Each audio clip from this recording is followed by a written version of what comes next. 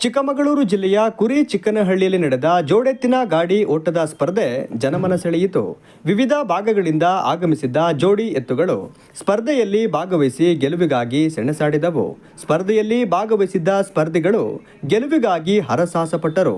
ಜೋಡಿ ಎತ್ತುಗಳ ಸವಾರರು ಕೈಯಲ್ಲಿ ಚಾವಟಿ ಹಿಡಿದು ಎತ್ತುಗಳ ಮೈಮೇಲೆ ಗುರಿ ಮುಟ್ಟುವವರೆಗೆ ಪಟಪಟನೆ ಬಾರಿಸುತ್ತಿದ್ದರು. ಕೆಲವು ಸವಾರರು ಎತ್ತಿನ ಬಾಲವನ್ನ ಹಲ್ಲಿನಿಂದ ಕಚ್ಚುವ ಮೂಲಕ ನಿಧಾನವಾಗಿ ಓಡುತ್ತಿದ್ದ ಎತ್ತುಗಳನ್ನು ಇನ್ನಷ್ಟು ವೇಗವಾಗಿ ಓಡುವಂತೆ ಕಿಚ್ಚು ಹತ್ತಿಸುತ್ತಿದ್ದರು.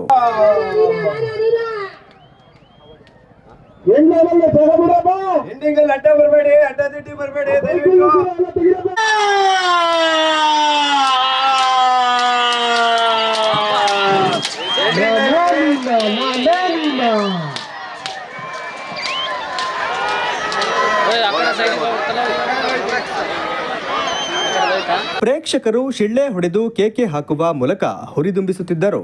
ಸುತ್ತಮುತ್ತಲ ಗ್ರಾಮಗಳ ಸಾವಿರಾರು ಮಂದಿ ಆಗಮಿಸಿ ಸ್ಪರ್ಧೆಯನ್ನ ಕಣ್ತುಂಬಿಕೊಂಡರು.